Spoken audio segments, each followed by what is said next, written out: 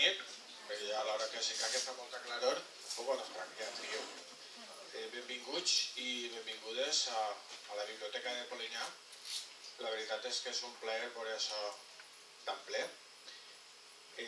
És la 5ª edició i esta és un poc especial perquè augmentem la família, per dir-ho d'alguna manera. Enguany les biblioteques d'Almussafes, Benifaió, Guadassuar, Sollana, Corbera i Polinyà ens hem unit en un projecte al que li hem dit Zona Lliure, i és un projecte que té 3 parts. La que formem part nosaltres, que és la d'adults, centrada en els clubs de lectura i en la difusió dels autors i autores valencians. Una altra, que és més per a juvenil, en la que estem treballant en una cosa ultramoderna que es diu Book Trailer, i després en la difusió dels nanos, que també és en portar els autors i autores valencians als xiquets menuts. És un projecte en el que li hem posat prou ganes les biblioteques i bibliotecàries i bibliotecaris, perquè soc l'únic bibliotecari, els altres són bibliotecàries, i que esperem que la família encara creixi més. Enguany la protagonista és Anna Moner i el retorn de l'hongarès. Com haureu pogut veure, he intentat ambientar un poc la cosa. Ahir fora, per als que heu vingut una miqueta més tard, hi ha una xocoteta exposició de fotos que he anat seleccionant i trossos de la novel·la per crear una miqueta de paisatge. El que heu estat sentint mentre estàvem esperant és la música que citen en la novel·la, i després també teniu ahir damunt una mostra d'un dossier de les receptes de cuina que apareixen en la novel·la. Tot ho teniu en la pàgina web de la biblioteca, i allà damunt del taulell teniu uns separadors perquè us serveixi de record, i al mateix temps teniu l'adreça de la web de la Biblioteca de Polinyà i la de xarxa, la de Zona Lliure, i així no podeu consultar tot. Jo ja no m'enrotllo més, perquè si no pot ser perillós. Simplement això, repetir-vos que estic molt content que estigueu així i anem a tirar-li a la cosa.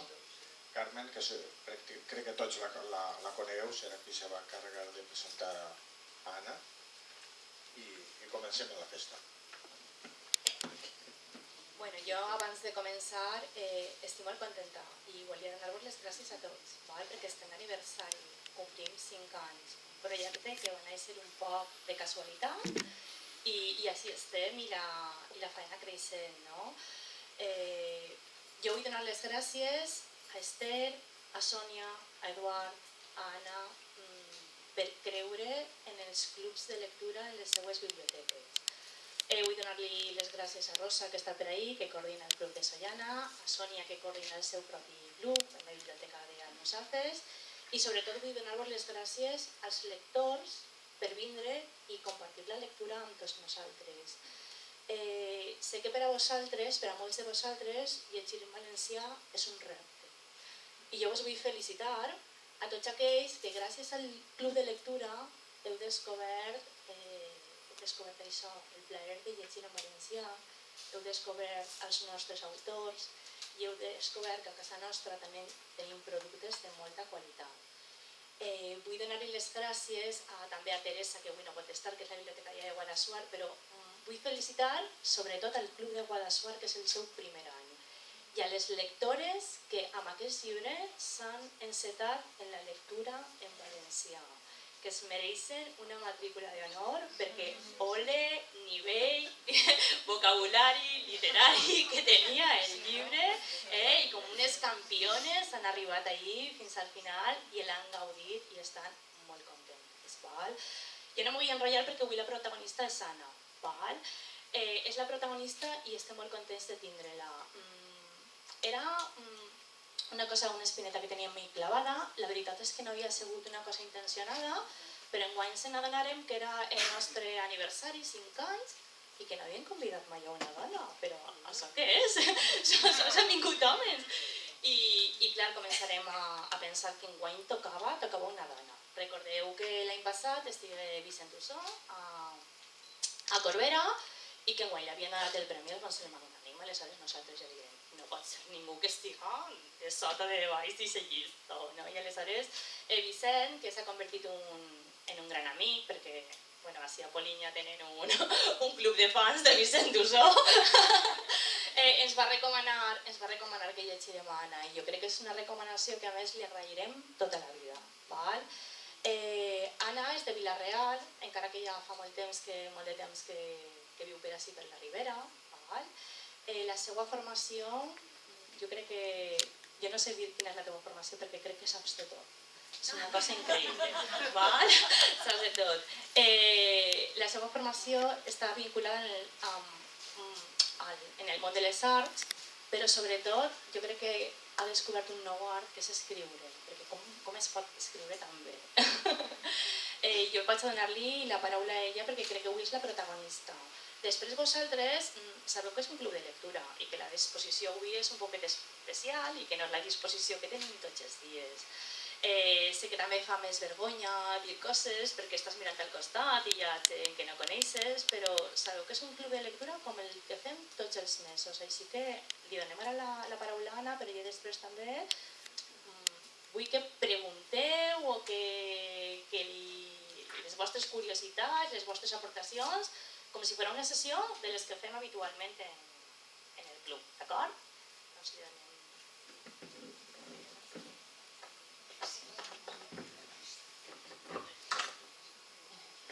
Bé, jo vaig a alçar-me i així. El que no sé és que vos veu les imatges des d'ahir. Bé, estic encantada d'estar així, encantada de veure tanta gent, amb ganes de parlar del retorn de l'hongarès. I jo simplement el que faré és un poquet per a trencar el gel, al principi, perquè jo el que tinc ganes és que me conteu coses vosaltres. Simplement passaré unes imatges del París que jo vaig, que me va inspirar a mi per a imaginar la novel·la del retorn de l'hongarès. Considerem la escenografia que jo vaig triar per a que embolcallara els personatges que apareixen en la meva novel·la. Aleshores, primer començarem... Hi ha unes quantes que m'ha agradat perquè ho ha remuntat allí una sèrie d'imatges a l'entrada que moltes d'elles veureu que jo insistiré així en les que vos vaig a passar. Però penso que si d'alguna manera heu imaginat els llocs que jo tracte, ara, en aquest moment, els ubicareu, no? I direu, doncs més o menys era el que jo... Això és el Chateau de Brillard. El Chateau de Brillard, que allà fora també estava. És una imatge, és una fotografia de 1933, és prou posterior, però el Chateau de Brillard encara existeix. I està situat a Montmartre, a la zona de Montmartre, a l'Alt Montmartre, a París. I és el palauet que jo vaig triar per a situar a l'hongarès i a la dona de Jade i a l'home dels cabells color palla. En la seva estada a París, ells residien així, al Chateau de Brillard. I això és el Sacré-Cœur, així vos ho tapo, és el Sacré-Cœur de París. El Sacré-Cœur el poso simplement perquè tots, si heu estat a París, ho coneixereu. I si no, és en la part més alta de París, s'erigís l'església del Sacré-Cœur. I aquesta imatge la poso perquè és una imatge del 1898. És a dir, que era possiblement l'escenografia que envoltava a personatges com a Béziers quan s'endinsava, quan anava al Moulin Rouge i anava per aquests carrerons foscos mal il·luminats en aquella època, però darrere podia notar la presència de les bastides de l'església del Sacré-Cœur que estava en construcció. Aquesta és una imatge i aquesta és l'altra, la de construcció de la cúpula. Veieu? Penseu que l'església del Sacré-Cœur acaba de construir-se el 1912. Són aquests anys de construcció que a mi m'interessava destacar com a escenografia. Passa l'altra. I això és la Place Blanche. És la Place Blanche i això és el Moulin Rouge, que allà fora també està. El Moulin Rouge era un molí, perquè la zona de Montmartre en aquella època era una zona que les venia molt bé als músics als poetes, als artistes en general, perquè era una zona molt tranquil·la durant el dia, hi havia moltes vinyes, l'aire encara era pur en comparació amb el París, el París més industrialitzat de baix, i els lloguers eren més baixos, aleshores ells podien estar allà treballant en els seus ateliers durant el dia i per la nit gaudien de la nit parisenca, del Moulin Rouge i de tota la resta de cabarets que poblaven el boulevard de Clichy i els voltants. I així era la plaça on acudien tots, allà es barrejaven tots a l'entrada del Moulin Rouge. Passa l'altre i veurem el Moulin Rouge per la nit i veieu que està il·luminat, perquè era el moment en què París tenia dues il·luminacions. Encara estava la il·luminació de gas, dels fanals de gas, era una il·luminació més tèrbola i que, sobretot, a la gent que volia eixir per la nit es beneficiava, perquè passaven tots més desapercebuts. Però després, a poc va anar implantant-se la il·luminació elèctrica i un dels primers llocs va ser així, en el Moulin Rouge. Les aspes del molí que funcionaven giraven en les bombetes elèctriques enceses i era com si convocaren a tots els noctàmbuls a ballar el French Cancan, que era el ball de moda en l'altra seva. Veieu, la pista era immensa, la pista era molt gran, i damunt estava tota envoltada d'espills, de manera que encara el reflectia i la feia molt més àmplia. Però el moviment d'ells ballant, recordareu l'escena de Béziers entrant al Moulin Rouge, tots tropeçant, les olors, els músics tocant, fins que entra on està el Serpentin. I passa l'altre. I després hi havia altres cabarets que apareixen citats, com el Cabaret del Cel o el Cabaret de l'Infern, que estaven en el boulevard de Clichy. El Cabaret del Cel era que s'hi veia l'entrada, i just al costat hi havia com uns relleus en imatges celestials. Quan entraves dins, és que a mi m'agradava molt, sobretot perquè a l'hora de documentar-me em van donar molta informació de com vivien els parisencs la vida, la intensitat de la vida, el carpe diem per la nit, el goig de vida, però al mateix temps tenien una atracció especial i peculiar per la mort. Penseu que davant, pràcticament enfront del Moulin Rouge, estava el cementeri de Montmartre. Era com la sensació de viure al límit la vida, però al mateix temps tenint molt present la mort. Penseu que estem parlant del 1897, no és l'actualitat. Era molt fràgil, la vida era molt fràgil. Per això intentaven gaudir tot el que podien. I tenien una relació molt especial que ara veurem en un altre cabaret. Així quan entrava la gent, es rebien els cambrers vestits d'angelets, en perruques, arrissades, en túniques, sandàlies daurades, llegades fins al genoll, i en unes ales amb plomes. I anaven donant beuratges alcohòlics, però que tenien noms com el nèctar dels déus o l'ambrosia. I després, al justet al costat, estava l'altre, que era el Cabaret de l'Infern. El Cabaret de l'Infern, la boca del dimoni oberta, els ulls. I així hi havia també un relleu en escenes que representaven l'infern. Quan entraves, era tot el contrari. És que rebien cambrers que anaven vestits de dimonis. I després hi havia un altre que no apareix en la novel·la, però a mi me va donar una informació molt ajustada del que vos comentava abans, d'aquesta atracció peculiar que sentien per la mort, i es deia el cabaret guinean, el cabaret del no-res. I tots diuen que allí s'havia d'anar almenys una vegada en la vida per aprendre a morir. Aleshores entraven, i si vos fixeu no ho veureu molt bé des de llum, però jo vos ho explique, els cambrers que estan drets van vestits de funeraris. Les taules no eren taules, eren taüts. I les làmpades i totes les pintures que apareixien pel voltant, i sobretot les làmpades estaven elaborades amb reproduccions de cranis, de fèmurs, de qualsevol part de l'esquelet humà. Clar, després també això ho acompanyaven amb beuratges alcohòlics que tenien noms com suc de físics, suc de cucs i escopinyades de físics. Encara és més pervers. I després, quan ja estaven ben ambientats, baixaven baix al soterrani i ells no ho sabien, però els feien un espectacle basat en un truc de màgia. El truc de màgia es deia el fantasma de Pipers, de manera que estaven tots sentats, allà asseguts, i enfront hi havia un taüt vertical. Així ben convidaven a un del públic a que es posara, l'embolicaven en un sudari i el ficaven de cara al públic. Ell no sabia el que passava, però el públic veia com de cop, en un joc de llums i d'espills, el que passava és que ell desapareixia a la seva imatge, apareixia un esquelet. Al mateix temps n'hi havia un vestit de monjo tocant un requiem en un orgue al costat, així que ja l'ambientació era total.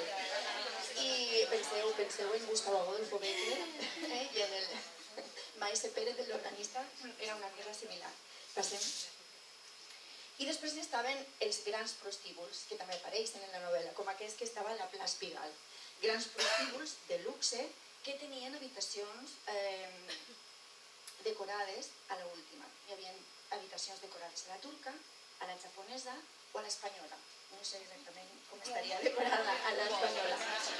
I així dalt, que ara veurem una altra imatge millor, però sí n'hi havia un òmnibus, que eren els autobusos de l'època. Eren les diligències, les cabines de diligència, però tirades, eren més grans per a poder portar a passatgers, però tirades per cavalls. Passem a l'altre.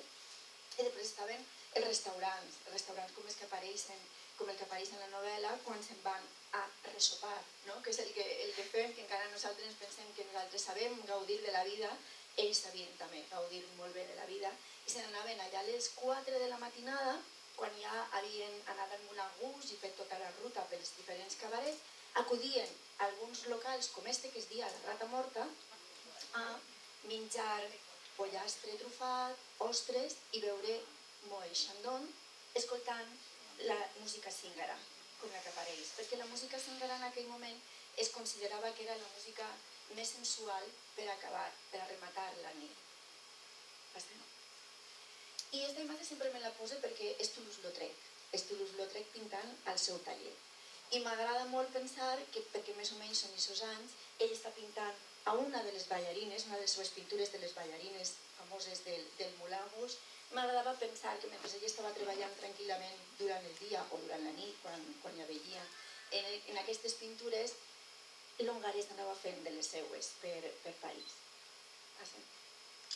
De carruatges, aquesta imatge m'agrada molt perquè de cop te dona l'atmosfera del París de l'època. Mireu els carruatges creuant-se, la humitat de la pluja que es veuen en els cotxers, com van tapats en capes i en els barrets, i com la terra, veieu com està tota enfangada i com esquitxa. I te dones de col, et transporta a aquesta imatge humida que tenim de París. I aquest és l'òmnibus que vos dia. És la cabina de la diligència més gran, tirada per cavalls. A la part de dalt van sentats tots els homes, vestits de negre en el barret de copa alta, i dins, a l'interior, anaven les dones. I els grans bulevards que apareixen constantment per la novel·la i que els bulevards en un primer moment servien, com va passar a partir de la meitat del segle XIX, per oxigenar les ciutats urbanísticament, però de seguida a París es van utilitzar com a llocs per anar a veure i per a deixar-se veure. I això apareix també, eren llocs en què la gent anava a passejar, es vestia i anava simplement a mostrar-se. Aquesta és una imatge que m'agrada molt perquè és una imatge d'una penya, una de les primeres penyes ciclistes. M'agrada perquè no en canvia tant, això m'agrada plantejar-ho sempre, no canvia tant. Està davant d'una tenda que dic, veus, ahí cicles, i estan tots fotografiant-se, així edifica Unió Ciclista de la Chapelle. Eren els primers que estaven fotografiant-se orgullosos de les seves bicicletes. Però sobretot m'interessava perquè apareix així fonògrafs, disc i gramòfon, que són ahir es podien comprar els fonògrafs que apareixen. És molt important la música en el retorn de l'hongarès, sobretot per Lockhart. El 1877 s'inventa el fonògraf. Penseu, jo en la meva primera novel·la no vaig poder introduir música, perquè era a final del segle XVIII i ara a nosaltres ens costa moltíssim poder imaginar-nos que no puguem escoltar música quan i com vulguem. En aquell moment no podia, a finals del XVIII no podies escoltar música a ple. Però a partir del 1877, amb la invenció del fonògraf, que penseu que era un aparell que havia de ser espectacular, perquè era el primer aparell capaç de captar i reproduir la veu i el so. Clar, això va modificar moltes coses. I Lockhart, això em permetia a mi crear un personatge com Lockhart, que era un gran amant de la música, un melòman, que primer va adquirir un fonògraf i això són els pots on anaven els discos de cilindres de cera. I després apareix el gramòfon. I com que estava a l'última, de seguida va poder adquirir un gramòfon, que va ser ja a partir del 1887. Berliner va crear el gramòfon. Va haver uns anys que van conviure els dos, però de seguida va acabar instaurant-se el gramòfon per tot, no? Per qualitat i per preu i per tot. I sobretot perquè el disc era molt millor, es podia controlar millor i la durada no era tan breu en les gravacions. I això és la morgue de l'Arxevequer, que allí fora també hi ha imatges, però la morgue de l'Arxevequer, ubiqueu, això és el Sena. I això és l'Île de la Cité, això és la catedral de Notre-Dame. I justet als peus de l'absis de la catedral de Notre-Dame estava ubicada la morgue de l'Arxevequer.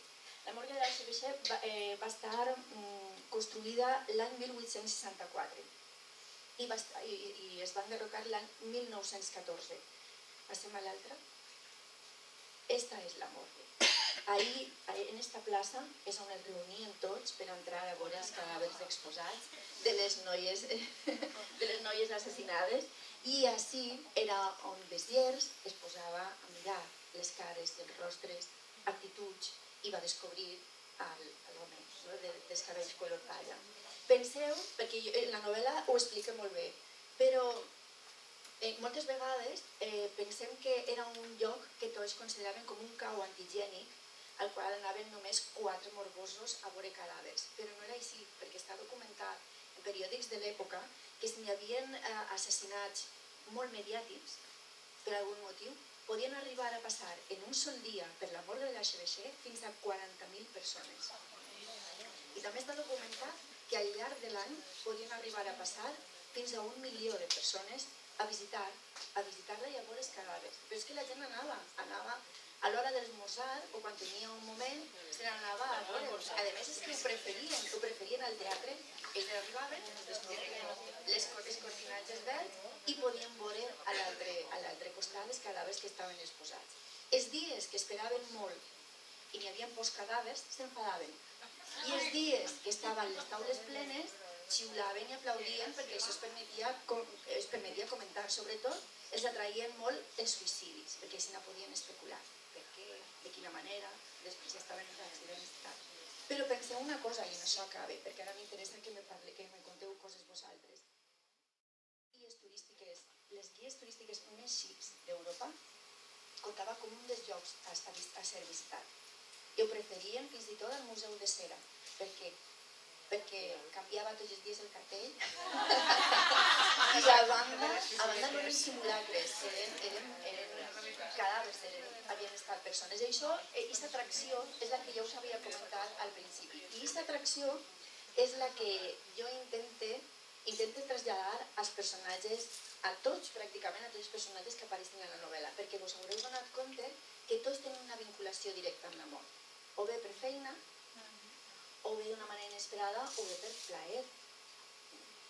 I aquesta atracció a mi em va servir per a crear-los a cadascú un comportament, unes estratagemes per a poder considerar en un principi, creus que són per a poder enfrontar-te a la mort, però no, realment aquestes estratègies són per a enfrontar-se a la vida. I jo ja me calle, jo vull que me conteu. Si voleu vos passe les de la morgue, aquestes dos que queden, simplement, allí fora també estan, però allí era on estaven exposats, així se suposa que aquests ja són familiars que estan reconeixent als seus, i així veieu com estaven exposades les robes, per a, si estaven molt deteriorats, poder identificar-los per la roba o els complements que apareixien. I després apareix l'altra, esta és des de fora, això són les vidrieres, i ells estan a l'altre costat, i així està la gent, mireu que n'hi ha xiquets i n'hi ha de tot, aquí el pas era lliure. I jo buscant, vaig trobar aquesta imatge, que és l'única que vaig trobar de la sala. Esta era la sala de la morgue de l'Arxevequer. i entraven per aquesta porta i si anaven passant per davant, ahir veieu que darrere dels vidres n'hi ha 2 cadàvers exposats i així n'hi ha uns maniquís en roba mostrada. I anaven passant i anaven eixint per ací. I aquest home s'encarregava que la gent se comportara davant. Tot això es va acabar l'any 1914 perquè es considerava que no era manera de tractar els cadàvers, que no era digne, i va ser quan estava semblant... Aquesta és la desconeguda del Sena.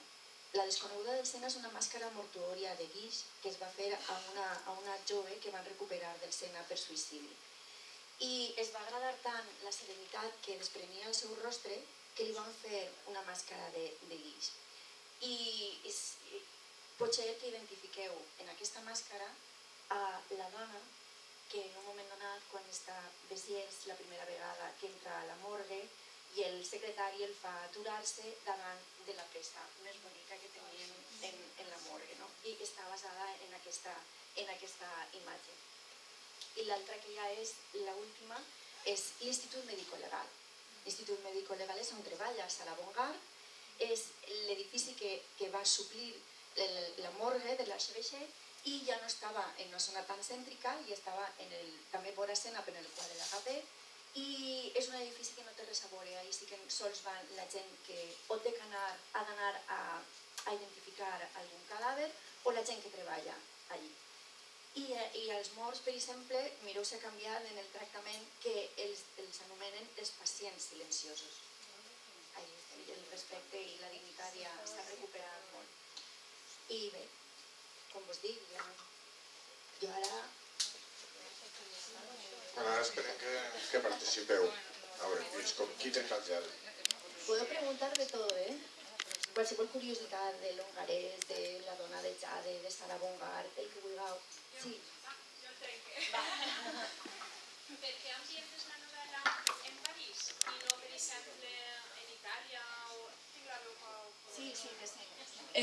Per què ambientes la novel·la en París i no a lo millor en Londres o en Roma o en una altra província d'algun altre lloc d'Itàlia? Sí, vaig triar París per 2 motius.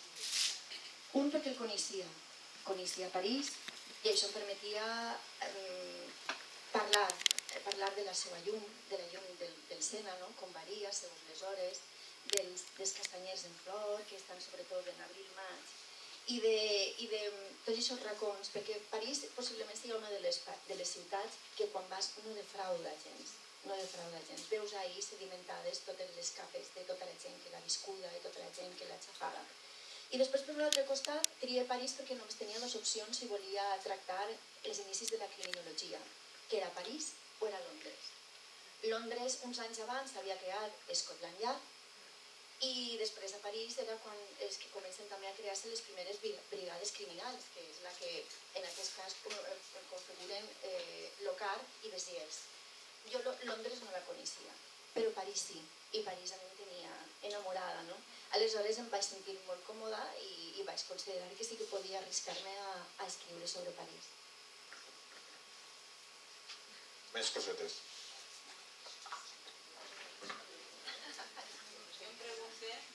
Després d'haver vist aquestes imatges... Per què no ens has posat alguna imatge d'aquestes en el llibre?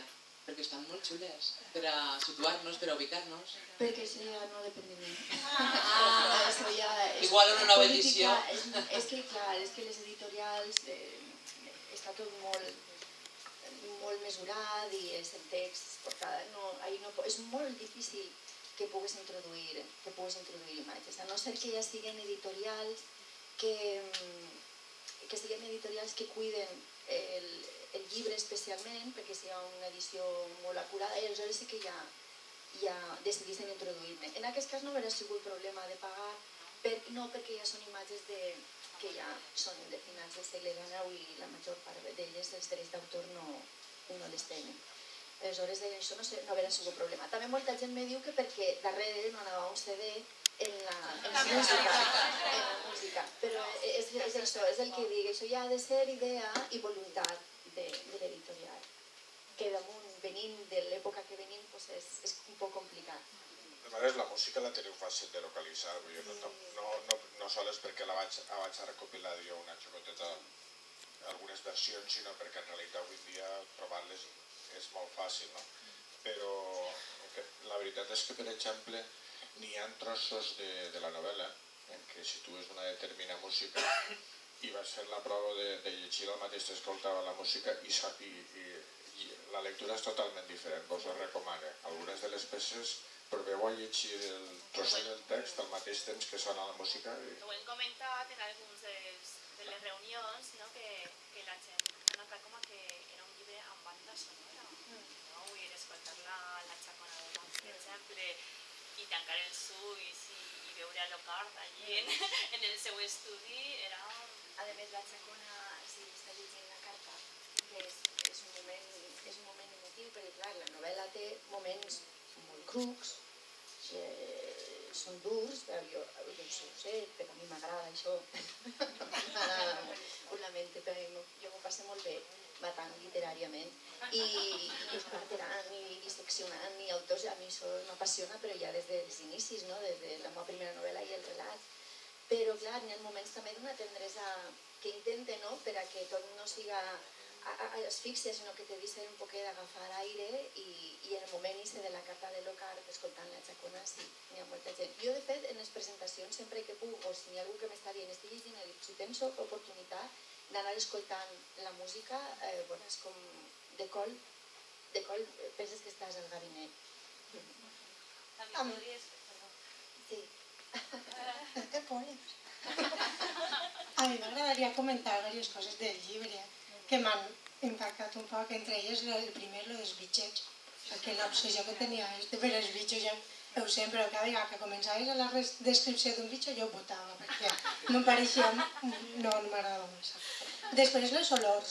Per què tantes olors? No ens has dit, no ens has parlat d'ells. I per últim, ja acabé, t'haurà costat, què t'ha costat escriure este llibre, Montau i tal? Normalment, és que jo ja sé que me costa això. En les mans de la deixebla ja vaig estar 2 anys i mig, com a mínim, i en esta també. A mi m'agrada dir 2 anys i mig, però jo sé que són 3 anys. Des que comença a voltar-te pel cap la primera documentació i ja que la remates, sí, entre 2 anys i mig i 3 anys. Perquè n'hi ha molta documentació. Però que tu me dius dels bitxets, dels insectes, clar, jo el que volia era crear la imatge d'un inspector que no fos l'habitual. Perquè moltes vegades tenim en el cap la imatge de l'inspector de policia i la més torturada, la que està en la cara d'una persona torturada, que li pega el bici, beguda, tot, i que és un dissat, que no. Clar, en aquest cas, Béziers no. Béziers és una persona molt ordenada, que li agrada molt el procés de la deducció, de tot el que és la investigació, però detesta profundament tot el que tinga que veure amb visualitzar els cadàvers. No suporta la visió d'ell. Però al mateix temps, per això que vos dia abans, ell l'estratègia que desenvolupa és jo això no ho suporte, però ell té una memòria fotogràfica. Aleshores, totes les enciclopèdies sobre història natural, que és la seva passió, les té totes les descripcions dins del cap, no memoritzades. De manera que l'estratègia és dir, no ho suporte, però una manera és desviar l'atenció. Vaig a recordar alguna cosa de la història natural que a mi això em dóna plaer i desconnecte. Però curiosament, tot arranca quan ell està mirant la descripció de la ratapinyada. I després, clar, tot això, ara que això també a mi me servia per a vincular-lo amb l'obra de la història natural de Joan Perucho, que era també, té molt que veure en una ratapinyada, i jo vinculava els dos mons i després tots els animalets, tots els arbres, totes les herbes, els insectes que apareixen en la primera entrada al parc del Bois de Boulogne, quan apareix el primer cadàver, tot això vaig mirar que foren arbres, herbes i animals que sí que estigueren... Sí, que al Bois de Boulogne tu es pots trobar. Després no sé què més m'ha Les olors. Les olors. Les olors és que no ho puc explicar, perquè és una cosa que, per exemple, les presentacions, jo penso que això és una cosa que el lector ha de descobrir. El lector ha de descobrir a poc, clar, vosaltres ja heu llegit la novel·la i podem parlar sense cap problema de les olors i dels perfums. Ja era molt important en les mans de la Deixebla tot el que tenia a veure en els sentits. Normalment jo sí que treballo molt les qüestions sensorials. M'agrada molt atrapar l'atmosfera, capturar el lector, i una manera de capturar-vos és en les sensacions, no? En els olors, en el tacte, en la vista, en l'oïda, en aquest cas en la música, però clar, és que els perfums a mi em permetien també crear una altra estratègia per a l'altre personatge, que era l'Ocar. Una manera de sobreviure a aquesta visió constant de podridura, de cadàvers, d'autòpsies, és no veure un tros de carn morta, sinó que intentar a partir d'això recuperar la imatge del que era la persona que havia viscut. I també això li dona una sexualitat peculiar, perquè tots els personatges que apareixen tenen una sexualitat peculiar. Més? Va, que no me crec que no n'hi hagi cap més coses. No teníeu res que preguntar de l'hongarès o de la dona de Xavi. Li tenen por. És una cosa curiosa ara que ho dius, no? Perquè, i a més crec que almenys quan el dia que estiguem en el Museu de Sònia recordes que tu mateixa digueres però per què no parleu de l'hongarès i de la dona de Jade? És que has aconseguit que l'Ocar i Besiers tinguin tanta força que trobo que els acaben anul·lant d'alguna manera. No els anul·len, el que passa és que sí que es passa el que jo vull, que és que al final tot el que suposa la investigació criminal i els assassinats passa a un segon terme. I sense adonar-te'n, el que passa a primera plana és la relació entre els dos, la relació curta entre els dos, perquè ells tenen una relació de dies, no tenen més, però de cop n'hi ha un feeling molt gran entre els dos, i sobretot l'enamorament que té Besiers de l'Ocar, i tot això passa davant. I fins i tot la psicologia. Perquè la gent al final, quan comentàvem el llibre, tots acabàvem parlant d'això i d'alguna manera no anul·lant-los, igual no era la paraula correcta, però sí relegant-los, al mateix temps diem, caram, però si també són personatges potents, no? I principals, però tots els comentaris se n'anaven cap a l'altra banda. Sí, és que jo tinc molta debilitat per l'Ocar, però jo suposo que se me nota que al final la meva gran debilitat és Besiers. És Besiers, jo intento al final donar-li un final molt digne, molt digne, no? De dir, vaja... També vos he de dir una cosa, la gent que no me coneixia, perquè no havia llegit les mans de la Deixebla, es pensava que jo anava a fer com si el ficaren dins del taüt i ja està. No. La gent que coneixia de les mans de la Deixebla sabia que jo no podia fer i que després no veres què li passa a Besiers dins del taüt. I aquesta experiència del final... A mi tampoc era precís. Era precís. Era precís perquè és petita. Era tampoc una, perquè jo volia que patires. Això era precís. I per l'altra perquè si veus com el moment de refer-se ell, de dir, jo no puc fer res, però vaig acabar en això pronte. I al mateix temps vaig a fer-ho intentant recordar totes aquelles coses que jo estime. I també em servia molt per a unir el cant del rossinyol, que apareix en diferents moments de la novel·la, al principi, després quan ell entra al Chateau de Brillat, abans de que li passi tot en l'hongarès en la dona de Jade, i al final. No és el fet d'això de que reduís el dolor. Això sí que m'avelia molt. Sempre sol m'agrada que aquest final, al final, enllaçara. I quedava així. Tu hauries preferit que no... Pues no, sàpigues que jo això no ho faig. No ho faig entre altres coses perquè a mi m'agrada, com a lectora, a mi també m'agrada molt que me maregen i que me remoguen coses dins, i que me creen sensacions incòmodes. No sols sensacions de benestar, no, jo vull també que me creen sensacions incòmodes, de patiment, perquè, entre altres coses, perquè pensa que això te fa viure la lectura també d'una manera molt plena. La mort en si ja era patiment, vull dir, ja Sí. sabia, ja, no sé, però vale. Jo ja havia patit, vull dir. Però al final, clar. Ja tenia la nostra.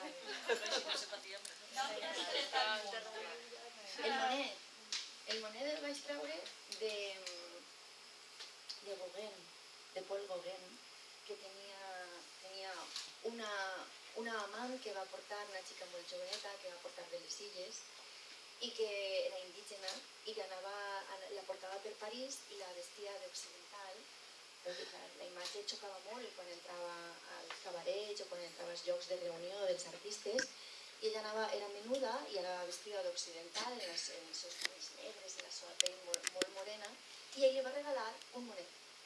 I ella anava així, en el seu barret de plomes i tot, i portava sempre un Monet al muscle. I he dit, és que no va donar l'examen. Perquè sí que vaig després triar el tití emperador, sí que vaig triar jo el tipus d'animalet, sobretot per la fisonomia, no? De l'animal. La niña repelía més el tití que lo que Sí, és que clar, d'això es tractava. la idea de Longares era guapo. No és que Longares era guapo. Pero era menos repelente que... Se enterase sí, me donaba cuando y sin escenas estaba el mono, me pasaba mal. Y yo, Clar. dicho que se me verá que la más de Longares. És que no t'haveres enterat. No, però és que el Monet el que fa és ese punt pervers, que també el porta ella per això, perquè ella és la perversió en persona. Perquè moltes vegades me diuen, no, ella estava al servei de Longares. No, ella no estava al servei de Longares. Ella era una persona que en aquest moment sabia que havia de fer determinades coses. Ell tenia aquestes debilitats, simplement li donava el plaer que ell necessitava, però perquè ell al mateix temps li donava l'oportunitat de sentir el plaer més gran que ella podia, que era el contacte directe amb la mort immediata, no? I de fet ella l'ajuda, no te preocupes, jo t'ajudaré en el que faci falta, però jo no me'n vaig amb tu, jo me quede, jo sé com he de fer les coses, de fet continua col·leccionant les peces i tot, i ella continua fent la seva marxa. Pues jo dic, el Monet és aquest animal pertorbador que apareix, que damunt a vegades tira els pinyols, i clar, veus que està ahí, és desagradable, però està ple de costa. I tant. És una cosa molt curiosa perquè Tarana Llates És l'última que coneixem el seu nom, és a dir, a tots els personatges sabem des del principi com es diuen, i ella troba que intencionadament tarden molt a introduir el seu nom i la denomines com la de Jade amb aquesta aurèola de misteri, no? Com encarnació del mal, perquè jo trobo que és el personatge més pervers de tots.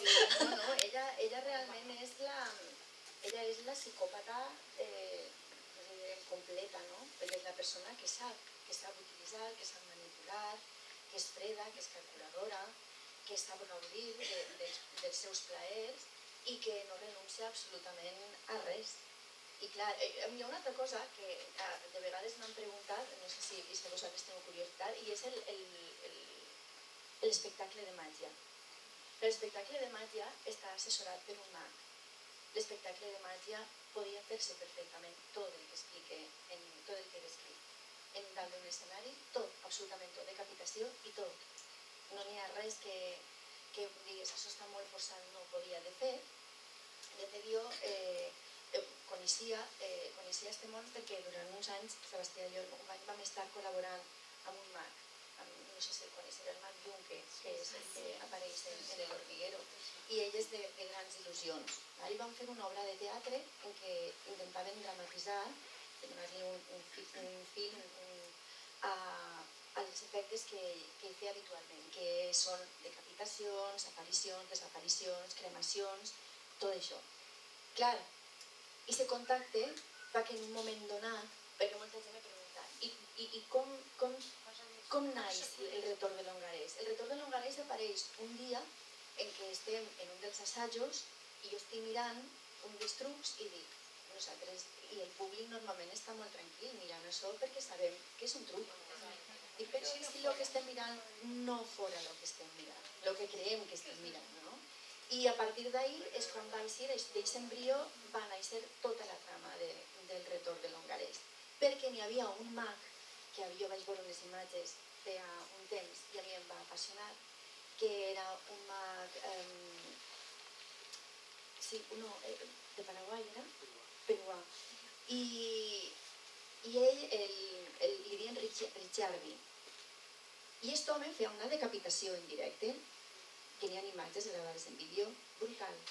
Perquè si penseu, si intenteu recordar totes les decapitacions o espectacles de màgia que heu vist, normalment es tallen el cap, o el que siga, o bé estan dins d'un aparell, o després intenten fer aparèixer una altra vegada la xica en el cap, al seu lloc. Aquest home no. Aquest home apareixia, fent dos vestits de cuir, dos homes vestits de cuir, en plan sabromaso, que portaven a una xica mig desmaiada, com la que apareix ahí, portaven una xica mig desmaiada i la deixaven. La col·locaven, ella estava simplement col·locada damunt d'un tronc.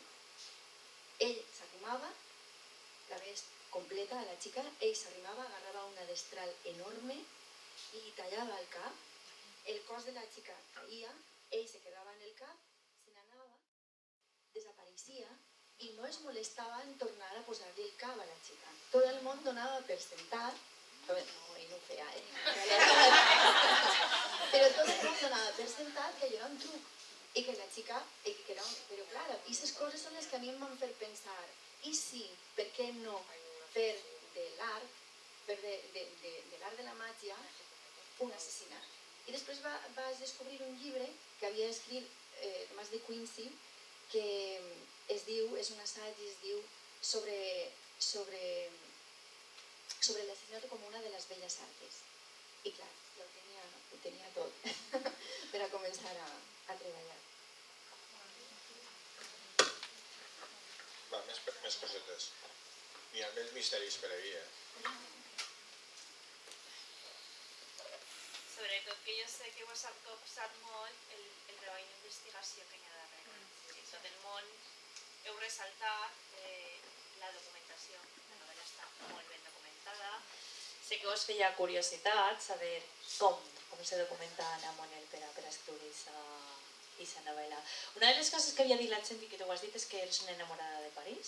La gent ho havia dit i se nota en la novel·la moltíssim, perquè eres capaç de transmetre aquesta atmosfera, però clar, la gent també tenia curiositat, perquè hi ha molts autors que diuen jo me poso davant de l'ordinador i jo no he anat mai a París, i jo crec que aquest no és el teu cas.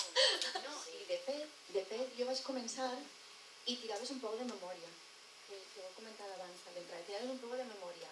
Hi va haver un moment que vaig dir no, i parem, anem a parar, i me vaig plantar allí davant d'on escric un plan enorme de París, i allí està encara, no l'he llevat, em costa llevar-lo, però clar, això de col, totes les rutes que fan tots els personatges per els boulevards, per on transiten, i ho veia. I això, perquè si no, és molt fàcil, però que tu dius, jo m'assento davant de l'ordenador i vaig escrivint, a mi això no em serveix. No em serveix entre altres coses perquè si jo vull traslladar al lector al París de final del segle XIX, si no intente jo creure meu i saber del que estic parlant, difícilment li ho puc fer experimentar al lector. De fet, jo això ho noto com a lectora. Moltes vegades, però fins i tot jo noto a faltar aquesta documentació també en novel·la que parla de qüestions actuals. Moltes vegades jo crec que si vols transportar al lector s'ha de transportar de totes les maneres. En molta documentació, sabent del que estàs parlant, d'allò que vols parlar, i després en aquestes qüestions sensorials, per a crear tota l'atmosfera que t'embolcalla, l'atmosfera que quan entres al gabinet, que entres en Sara i entres al gabinet en ella, i olores els perfums i que veges la llum que n'hi ha dins del gabinet, això penso que és molt important. Ara que comentes això, a mi hi ha una cosa que m'agrada molt de la novel·la, una cosa que alguns autors no vos perdone, que és aquells que no sabem mai quan parar de llegir, que no estic al paratext del capítol, dius, i ara quan pare, perquè sempre dius, ara quan vingui el capítol pararé, Però a mi m'agrada molt com fas els canvis temporals, no? Per exemple, m'ho ha recordat ara que es parla del gabinet, no? En el moment que diu Lockhart, anem a l'espectacle de màgia i tanquen la porta del gabinet i aleshores entra Sara. O per exemple també hi ha un moment que Sara ix del treball, creua el riu, en seguida tu fas el bo temporal i Bessiers torna i creua el riu i torna a la ciutat. Aquests canvis crec que... És a dir, clar, aleshores justifiques que no hi hagi capítols perquè és una història que continua. I si vols temporada que fas dels 100 anys, així a mi personalment m'ha agradat molt. És que jo en això recordava una pel·lícula que estava basada en la novel·la de Orlando, de Virginia Woolf, d'una directora de Sally Potter. I m'agradava perquè si heu llegit la novel·la Orlando de Virginia Woolf, és un personatge que canvia de sexe durant la novel·la. Comença sent home i després passa a ser dona. I al mateix temps canvia de segles i veus com va. I en la pel·lícula m'agradava molt el moment en què el personatge ja femení va vestida del segle XVIII, pentinada encara molt barroc, i entra dins d'un laberint vegetal d'un jardí barroc francès. I travessa, la càmera la segueix per dalt i travessa tot el laberint i quan ix a l'altre costat del laberint ella ja va vestida del segle XIX i pentinada del segle XIX. Aquesta facilitat per a passar i de contemplar el temps com un laberint que pots transitar d'un costat a l'altre i simplement donar una pista molt lleu, no? Al millor dius, mira, la punta de la sabata, la punta de la bota, doncs sí que és Sara, no? És clar que no és l'altre. O quan la primera vegada que entra Sara al gabinet, que li diu, mira, està igual com es va quedar. En el moment que ella entra i tu penses que ella va entrar i que està esperant dins i està dient-li, estic encantada que vinga, és Lockhart a Bessiers, no? I se fet d'obrir-se la porta i que canvien, però també són imatges molt visuals. Jo supose, perquè això també m'ho comenten molt, jo supose que és perquè la meva primera expressió no és l'escriptura. La meva primera expressió artística és la pintura. Nosaltres som pintors i treballem en equip. Clar, és molt visual tot. A mi moltes vegades el que m'agrada és, dius, tens descripcions molt llargues, però són descripcions que jo les dic com travelings narratius. És com si li ficara una camareta al personatge, hacía el muscle, i el lector va veient tot el que ell veu quan entra en Moulin Rouge o quan entra en la mort de l'Archevêché i veu tot el que n'hi ha al voltant, però també veu xicotetes accions que van passant al seu voltant. I a mi això és el que volia transmetre al lector. Però jo sempre, perquè jo ho veig tot sempre primer com a lectora. Què és el que a mi m'agradaria i com m'agradaria que m'ho explicara. I això em fa molt posar-me en la part del lector.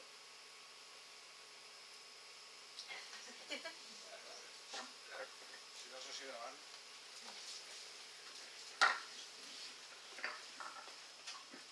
Parla'ns un poc de Sara.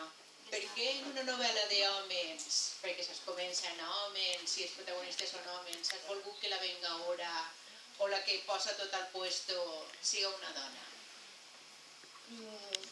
Perquè havia de ser una dona. És que en certa manera això també passava, era com una manera de l'Orlando meu, no?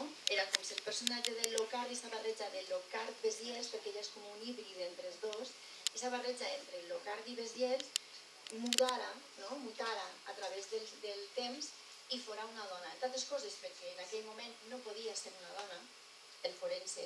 Penseu que Lockhart és dels primers forenses que fiquen els seus coneixements científics al servei de la investigació policial.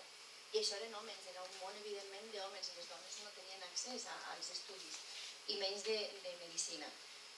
Però ara sí que podia fer-ho. I clar, el personatge que a més necessitava un personatge que tinguera una fascinació especial, una fascinació en aquest punt necròfil, que té ella per el hongarès i s'enamorament platònic fins que ella se n'adona. Després, moltes vegades, perquè tu dius de venjança, Sara no ho fa per dir de cara a la resta del món jo sóc la que posa les coses al puesto. Ella, de fet, el que fa és castigar-se a ella mateixa, no? D'acabar en això de dir jo he pogut sentir atracció per un personatge com aquest. No? Aleshores és quan diu no, a mi en un principi m'has enganyat, però és com si estiguera enfadada en ella mateixa per caure en l'encís d'un personatge com l'hongarès. I és quan decidís que tot el que ell havia aconseguit, no? De perpetuar-se i d'estar, que de fet això cau en unes altres mans i és un personatge mediàtic i durant uns mesos està sent la fascinació de tot el món, no? De com un cos pot mantindre's així, que sí que pot mantindre's així. Moltes vegades m'han dit això, no. La tècnica que descric del manteniment del cos és una fórmula que existeix. Que seguim ahí. Sí, és no, abans no, al poc de temps de... Sí. És que nosaltres així no tenim costum d'això, però l'embalsamament, sobretot a Itàlia i sobretot als Estats Units, està molt, molt desenvolupat. I aquest home, el meu Salafia, jo li canvio el nom, però Salafia era un personatge que va existir a finals del XIX i principis del segle XX i era un embalsamador molt reconegut, va viatjar diverses vegades als Estats Units per embalsamar a personatges importants i ell va desenvolupar aquesta tècnica. I aquesta tècnica la vaig conèixer perquè si entreu a Google i fiqueu Rosalía Lombardo, us ho recomano, perquè de coll vos creureu lo de l'hongarès. Rosalía Lombardo era una xiqueta que va morir a principis del segle XX, 1903, 1905, no recordo exactament, i una xiqueta d'uns 3 anys, que va morir, no sé si de difteria, i clar, els pares en aquella època van voler conservar-la intacta i van contractar els serveis de Salafia. I aquesta xiqueta no fa molts anys, van obrir el taüt. I quan van obrir el taüt era com si l'acabaren de soterrar feia poc de temps, perquè tenia tota la pell, la coloració, tot estava perfecte. El cadàver estava perfecte. La tècnica era la de Salafia. I ara està exposada perquè està en una capella de Palerm, està exposada en la capella i al tindre la tapa està oberta, d'estar exposada a la llum i d'alguna fotografia que li faran també, això veus que el cadàver anà deteriorant-se un pelet, però de les primeres imatges que li van fer està perfecta, un llacet al cap, els cabells, tot perfecte. Ara sí que jo vos he donat.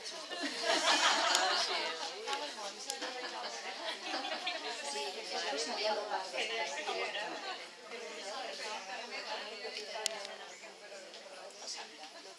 I els perfums, totes aquestes mescles...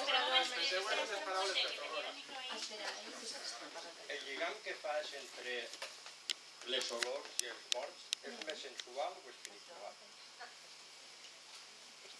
És més, en el cas de l'Ocar, més sensual. Ell és un home que, sobretot, i ho diu en la carta al final, quan parla de que ell li diu a Béziers, se pensava que tenia que amagar-se de la seva sexualitat quan jo també tinc coses que potser si la gent s'assabenta no poden entendre. I és perquè ell era, i ho diu, ell és tot pura sensualitat, és tot voluptuositat, tot el que veu al seu voltant intenta extraure el màxim de plaer. De fet, per això, després ell, aquests perfums, els aplica sobre les prostitutes que ell paga. De fet, utilitza el perfum dels cadàvers, de les noies mortes, per excitar-se després. I ja quan apareix la dona de Jade, ja és la que pràcticament anul·la i en els últims anys que ell se desitja sempre que la persona que contracta tingui els cabells pèl-rojos.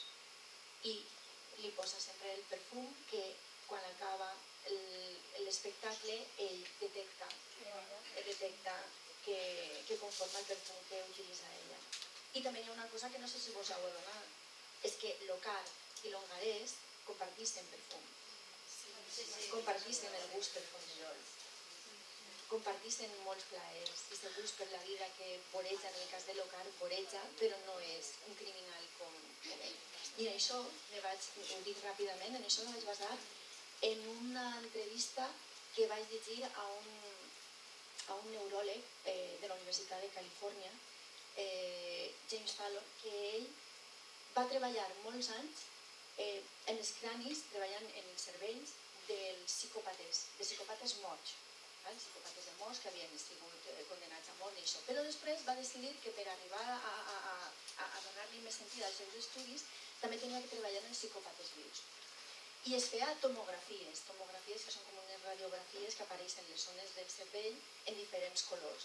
I la zona de l'empatia, la zona del cervell de l'empatia, es va donar que en els psicòpates no tenia llum, estava com apagada respecte al que no tenia ninguna psicopatia. I en els casos dels psicòpates més perillosos, els que estaven en el corredor de la mort, que eren assassins en sèrie, ahí sí que era una cosa fosca de tot, que no tenia llum de res, perquè hi ha diversos graus de psicopatia.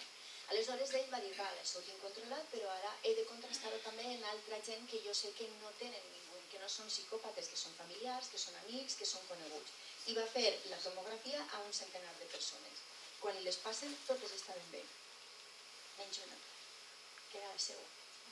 I coincidia en els psicòpates extrems, en els que eren assassins en sèrie. Clar, ell intentava justificar que ell no s'havia convertit en un psicòpata, un assassí en sèrie, per l'educació, per el seu entorn, per com l'havien criat, com l'havien estimat, i ell intentava justificar això. Jo després també li vaig pegar voltes i dic, sí, però tu treballes amb cadàvers, tu trepanes cranis, tu escarbes des del cervell. El que passa és que no tens la necessitat de matar, però sí que tens una relació diferent en els cadàvers i sobretot el que no tens l'empatia que nosaltres tenim i que ens fa que siguem incapaços de fer això, de treballar, d'operar, no som capaços la majoria de ser cirurgians, d'obrir el cos i això. Aleshores jo això intentava traslladar-ho al personatge de Lockhart i de Longarès. Compartien els dos moltes coses, però al mateix temps Lockhart això ho desvia d'una altra manera, en les prostitutes que fica d'això, i l'altre no, l'altre sí que es dedica a muntar. Sí? Era el mateix, el dels perfums i tot això, com te bases per mesclar les aromes? Ahí sí que vaig també, igual que va saber tot el que n'hi havia en el parc del Bois de Boulogne, d'insectes i això, també me vaig documentar molt en els perfums, en els diferents tipus de perfums, la base, el cor, tot el que apareix ahí, i després ahí sí que les fórmules les feia jo. Jo anava, esta xica, si vull que tinga aquest aire que hi havia més innocent, més alegre, tenia aquestes notes, no? L'altra podia tindre aquestes altres, i evidentment la que era molt més complexa era la dona de Jade. I per a tu quin perfum què faries?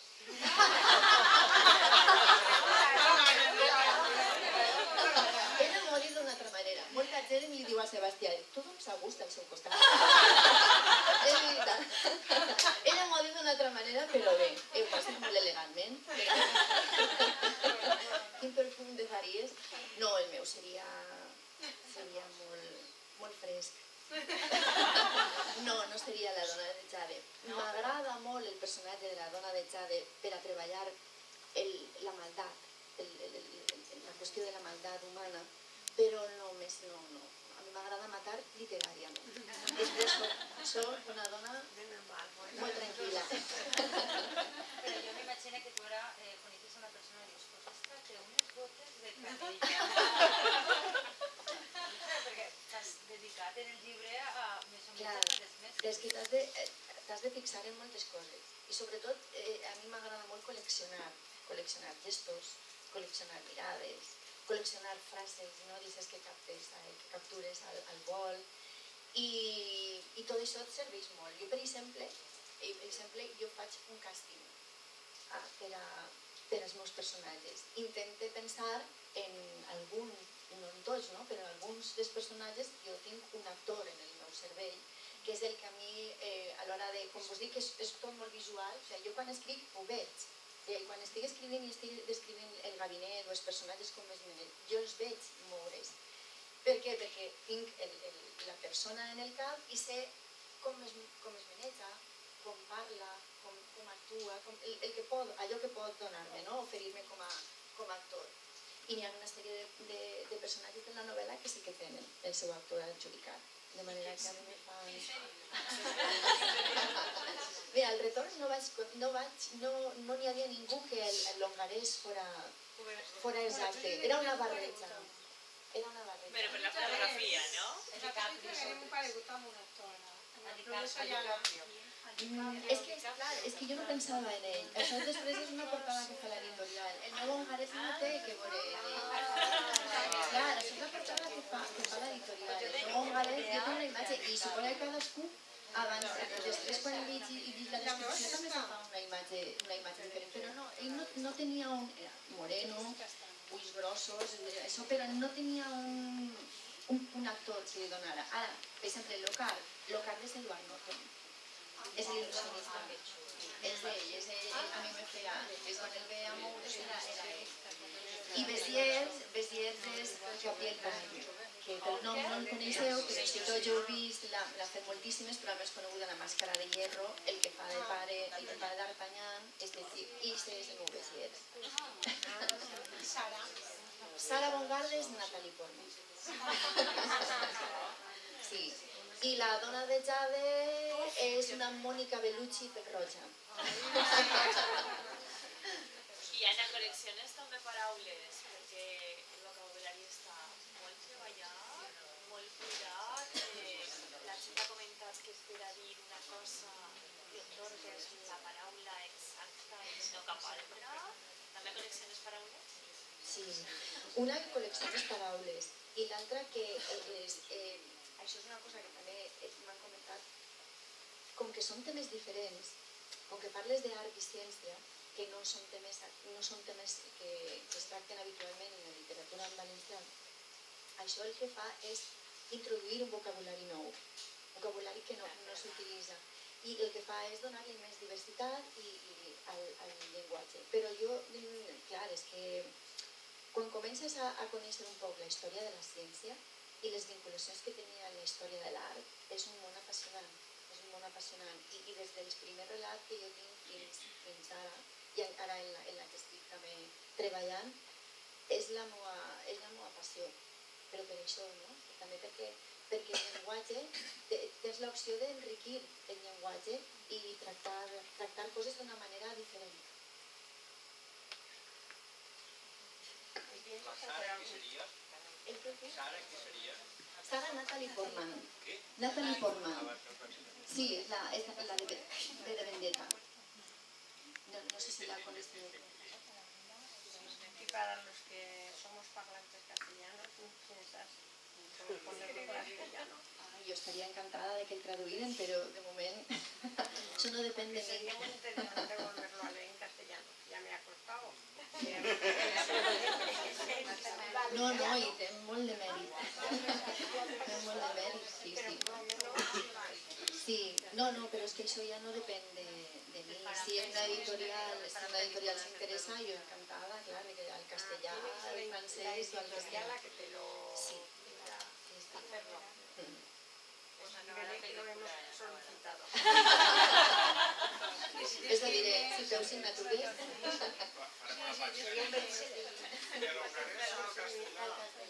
Seria per a ser francès i a l'hongarès. Sí, això també. És que moltes vegades me diuen, és que jo l'he vist. És que la novel·la l'he vist. He vist com passava tot per davant dels ulls, però és per això, perquè és molt visual. Alguna similitud en alguna película que han dado aquí antiguas. Ja no és que sigui una similitud en una pel·lícula, és que la meva mirada és molt... Claro, també nosaltres ja tenim una mirada molt cinematogràfica. Pesa molt més la imatge visual actualment que no la paraula. Aleshores, si damunt intentes, en les descripcions, te donen molta informació, tu pots visualitzar-ho. Si normalment no t'endices a la descripció i vas a coses més directes, el lector ha de posar molt de la seva part.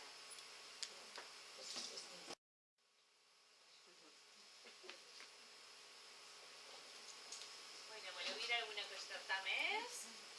O que mos també porteu el vostre llibre, perquè voleu que Anna el signe, aleshores si voleu pues, li donem primer les gràcies, un fort aplaudiment.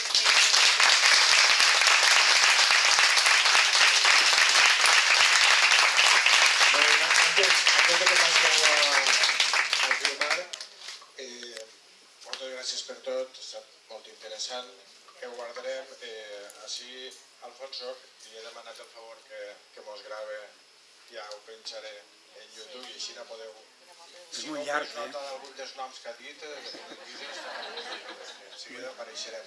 Per això insistia una miqueta en que parlàveu en el micro, perquè així les vostres preguntes quedaren registrades en el vídeo i llavors la conversa fluirà més. Per a que tingués un jocot de record, els bibliotecaris tenen d'estar d'enxereta. Simplement, després la mireu. Gràcies per moments de goig amb la lectura de la teva novel·la. Moltes gràcies a vosaltres per llegir.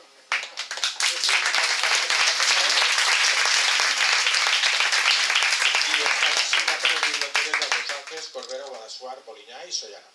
I diu, bons moments amb Anna Morer, gràcies. I sense oblidar que ens feres una bestreta xicoteta del que estàs treballant ara. Que ja sé que tens alguna cosa entre les mans. Sí, però no puc dir molt. No pots dir molt. I per almenys a on passa? A on viatgem? Quan tardarem en poder llegir-la? Fora no. Fora no. Fora no. I també, però també, vaja, també patireu. En això som una miqueta masoques, com només patixes i quan tanques el llibre no n'hi ha problema. També parlaré d'interioritat orgàniques i pues encara em queda, sí, encara em queda. El que passa és que si mentre voleu anar, els que vos ha agradat molt, estan les maixolantes. I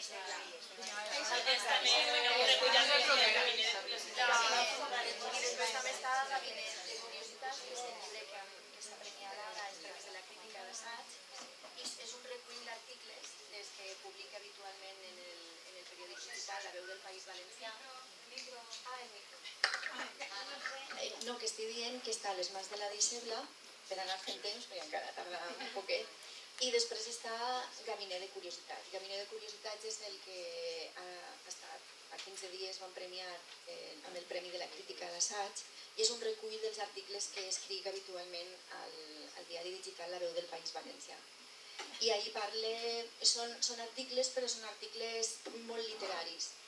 Parle d'artistes, de músics, de pintors, de científics, que a mi m'atrauen d'alguna manera. Per exemple, parle de Paganini, parle de Houdini, parle d'Artemisia Gentileschi, una pintura del dèsset, de Camille Claudel, de Georges Méliès, de Caravaggio, de Mericelli. Totes aquestes persones apareixen en els relats. Parle de la seva... A todos esos los has estudiado y los has investigado. Sí.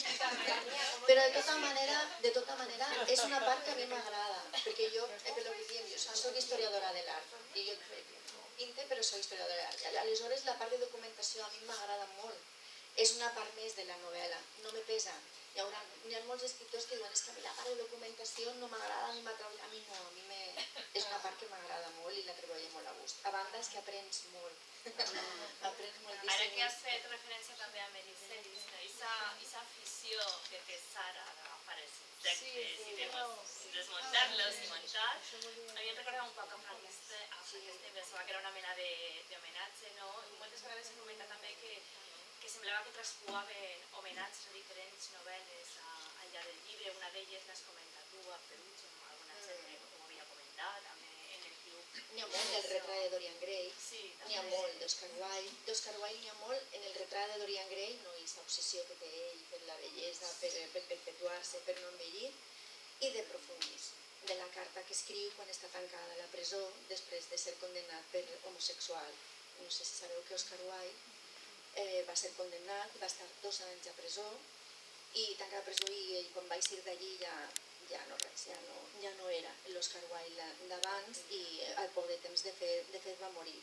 I a mi me va agradar molt perquè a més també aquesta sensibilitat per tot el problema de l'homosexualitat a finals del 19 jo la tracte de Profundis i de la vida d'Oscar Wilde i això va ser una cosa que jo em vaig assabentar quan ja havia llegit la novel·la.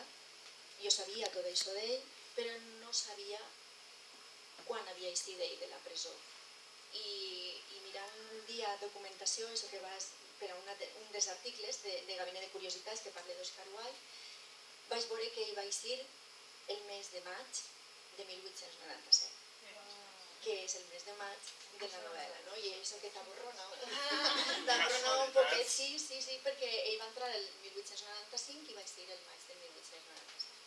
I després n'hi ha molt de Mericelli, també, clar, que d'aquestes coses apareixen. Però una lectura molt personal. Bé, doncs, si de cas, anem a veure, ara Anna que signa els llibres que cregueu i després s'espereu una miqueta i podeu esperar-se mirant les fotos o el que vulgueu. No se n'aneu tots i farem una foto després i bueno, després el que hagi volgut quedar-se, compartirem sopar i continuarem xerrant del que vulgueu. S'espereu per així, ens anirem tots juntets i soparem segurament que molt a gust.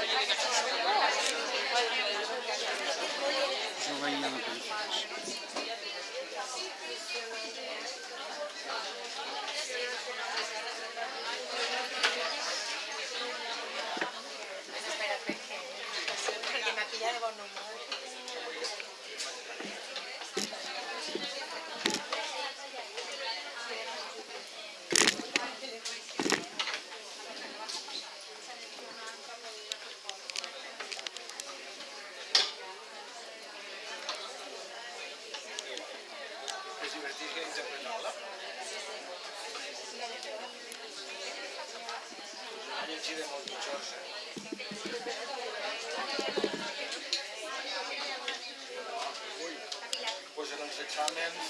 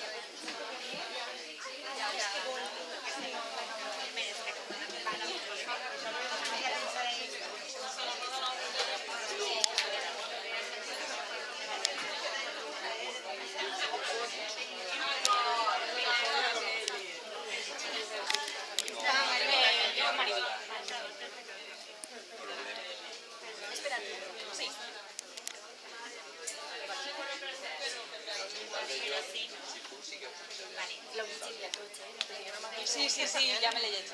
Sí, l'he llegit.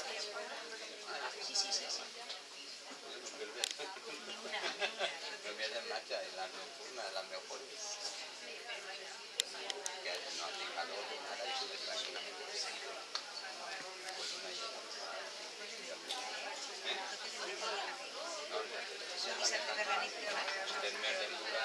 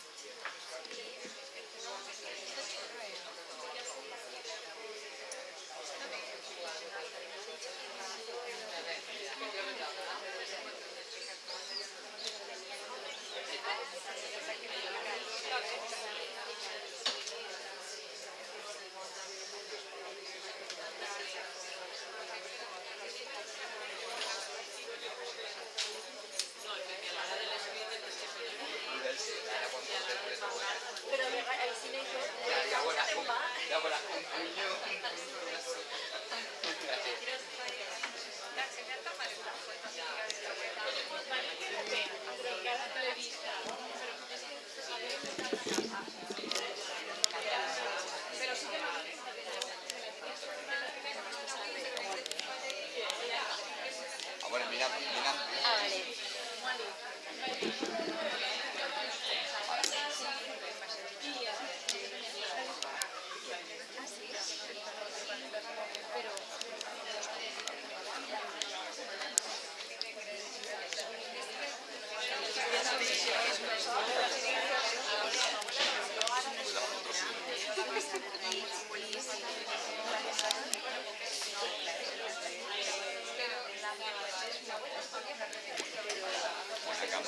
Una cámara. Pero graba bien. Hace la faena. Hace el trabajo. Fa el treball. No el treball. A l'Ester.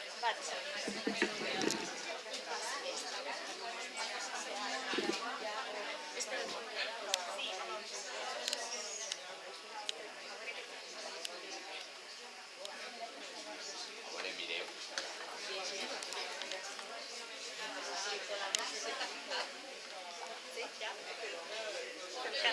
No, perquè està... Sí, molt guapi. Per marcar-li. No. Sí, ja... Oi, ¿dónde salgo? No, sí, ja...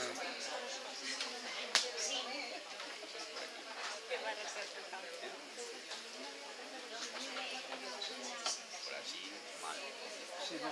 No, yo sí que puedo pasar, pero si nadie se inicia, que no sea